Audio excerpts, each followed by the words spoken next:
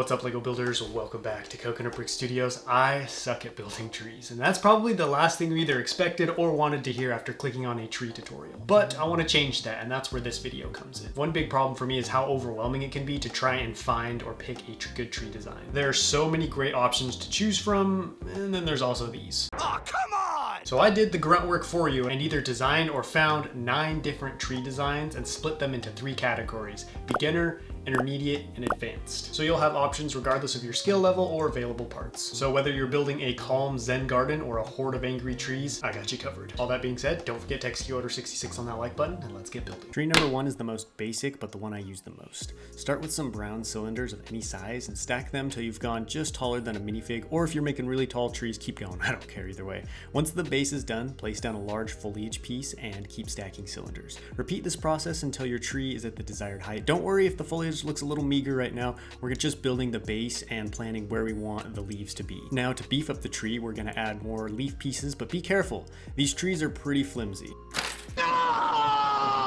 My rule for leaves with this tree is you want the most at the bottom and less up towards the top. This will give the tree that narrow tapering look as you go up. I mean, this is about as simple as you can get. Only 3 different parts are needed, and while very basic, they get the job done and are pretty dense looking from above. I used these on a rare Imperial mock a while ago, and they elevated the whole thing and allowed me to have a squad of rebels sneaking up on the base. This next tree comes to us courtesy of Lego. They took a rare W in the tree design department. Normally we get this. Bruh. This tall neck set includes a really cool looking tree made out of Technic parts, and while I don't normally go for the Technic look, this design caught my eye. Start with an open-ended white cylinder and stick a blue half pin in it. I'm just gonna let you know now, I don't officially know the names for any of these parts. Next, take a white pin holder thing that will hold a black Technic pin. You know what? I'm just gonna let you watch the build come together. I feel like me trying to name and describe all these parts is weird, and it's only making it harder. But this is gonna be a branch. I added studs in the holes to represent the knots you sometimes see in trees. Because the tree is white, I'm adding dark red foliage for contrast. There's no specific look I'm going for with the leaf pieces. I just want the tree to have a decent amount and look realistic. There's a lot of trees out there that don't have a ton of foliage and, well, look a little bit meager, and that's okay. They still look good, and it all depends on what you want the tree to look like. This isn't an exact copy of what Lego did, but I still think it looks good. This tree is a good option if you're looking to incorporate more unique, not seen very often shapes and pieces into your Lego build. Pretty sure at least 2 of these pieces in the tree were ones I've never used before. This next tree was the first design I thought about including in this tutorial. It's simple, but so cool. Take 4 or 5 flexible pipes. They don't have to be the same length, and bind them together with a small rubber band. Next, on the side you want to be the top of the tree, slide the leaf pieces onto the pipes and start stacking them on top of each other, but not quite touching.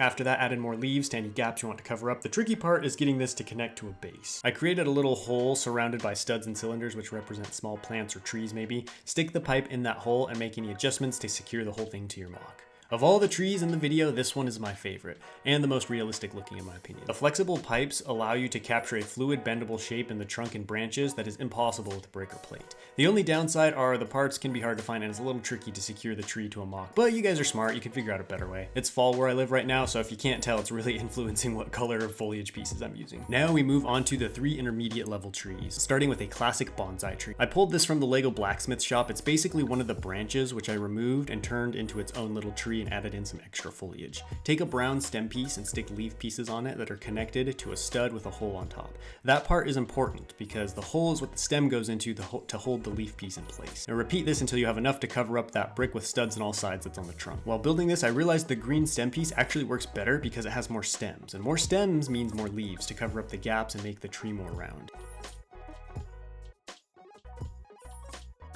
You can see adding that green stem piece makes a big difference. On the left is a version with the brown stems. You can see there are a lot more gaps in the leaves, and the overall shape is less round and more bedraggled looking. It kind of makes the tree look like it caught some hands. There you have it, a nice little bonsai tree for your droids to nap under after destroying a neutral town. Or maybe you're just building a Zen garden. This next one is a classic pine tree. Stick some 1x4 plates onto 2 bricks with studs on all sides. This will be the base of your trunk. On that, begin stacking more bricks with studs on all sides. Make sure the bricks are staggered so the studs don't line up with each other. This will be important later. Keep stacking until you've hit the desired height for your tree. Now this will be the first time we don't use the traditional foliage piece. I'm using hordes of grass pieces left over from my debut mock and stacking them to create that sharp needly look we need. When those are done, stick them to your trunk. This is why we wanted the bricks to be staggered. Each row of grass will now cover the gaps made by the row beneath it. Pretty neat, huh? Make sure the stacks get smaller as you get higher for that vintage Christmas tree look. I mean, it's a pine tree, what more can I say? I've struggled for a long time trying to find the right kind of technique to get this look. The hardest part is making one where the leaves look dense and luscious. And this is the closest I've come so far, but even actual pine trees have plenty of gaps between them. So whether Santa's dropping off presents and coal or clones are smoking droids in a pine forest, you've got a design that gets the job done. This next design is one I haven't built before. I found it on the interwebs and it looks really cool. Start with a base of slopes, then stack some of those bricks that look like wood logs on top of each other until you have a decent trunk. Repeat this building process at least once more, and if you don't have any of those arch pieces, a couple of inverted slopes and a 1x2 create the same basic shape. Now connect a clip and bar plate with a stud on it. Stick these on the arches at an angle and make sure your stud is facing out at an angle. Now we can take foliage pieces and place them on the stud at that angle. This will create a really cool sloped look for the leaves and make your tree look more round. Keep going with these until the gaps you don't want are covered up and the tree looks nice and healthy. This is a real simple way to make your trees look bushy and healthy. This is the biggest tree so far, but still doesn't need a lot of parts. This goes to show you good trees don't need a lot of bricks, they just take a little creativity in the right angles. Now we move to the advanced level, which is funny because these are some of my least favorite trees. The more pieces used often equals a more detailed and better looking build. So this trunk is going to be brick built using lots of slopes. Start with a wide base. This is super important because trees get narrower as you get taller, and so we want to start big. We don't want our tree looking like it skipped trunk day. I also stick slopes in on their sides to give myself some new angles and have studs on the tree so I can stick stuff on it later. Add a row or two of brick between your sections of slope to make the tree taller without becoming narrower. This will help break up the tapering effect of the slopes and make your tree look more realistic. For the branches, I'm going to use a bunch of inverted slopes and plates to create some real rough looking branches, but that's okay since they're all going to be covered up. Last, in go the leaves. I just connect a few to the branches and then work my way outward, connecting more leaves together. You can see there's no real science behind where to put the leaves on a tree. It's all about how it looks. You just want the tree canopy to look full and realistic, so the more the better. It's not my favorite tree. The canopy of leaves is very flat, something that you'd see in maybe like Madagascar or Kashyyyk, but hey, maybe that's what you're looking for.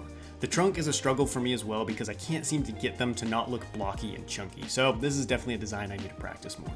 I do like it being brick built though because the slopes add a lot more detail and texture, and the exposed studs on the side can hold moss or vines to make the tree look even more realistic. At last, we're nearing the end. This tree is similar to the previous one except where it's not. I'm gonna build a really crooked tree, kind of like the Lego Bonsai one. Start by building one side of a sloped trunk, but on the other side we're gonna place down a bunch of inverted slopes, sloping away from the build. Repeat this step until you get about 3 rows high of inverted slopes.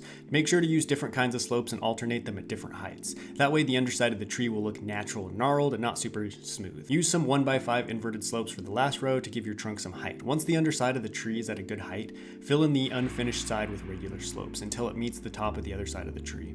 Rockwork and trees are similar when it comes to slope placement. There's no exact way to do it, I just fiddle around with different sizes until it looks good. The main thing you want to do is avoid using the same slope piece too many times. This will make your tree look too smooth or man-made. I found that as long as you don't place the same slope piece next to itself, you should be good. Once you get to the top, just throw down some leaf pieces just like we did for the last tree. Remember, when it comes to leaves, the thicker the leaf canopy, the better. This tree looks much better than the last one. The shape is more interesting and the trunk turned out better. The pop-outs with the inverted slopes on the sides make it look less rectangular and more rounded. It's cool to see all the different shapes you can make with the same kinds of slopes. We're here at last, the final design. I didn't actually build this one, I only have images of it because, well, I didn't want to actually have to build it. It's an all brick built tree. No molded leaf pieces, no slopes, just good old fashioned brick and plate, even for the leaves. Honestly, not sure why exactly you'd want to use this design. I'm not saying it looks bad, it's just quite a challenging technique to pull off, and it may look out of place in a mock with lots of other molded leaf and flower or plant pieces. Well, I hope this was enough tree designs for you because I never want to do a tree tutorial again. These are all really cool though because they can be easily modified. Swap out some parts and leaves and you can change the look and function of the tree super easily, so even if I only gave you 10 different designs, there are so many variations of each you can make. Don't forget to let me know in the comments which tree design was your favorite, as well as what tutorial you'd like to see me do next, and I'll catch you next time, but until then, happy building.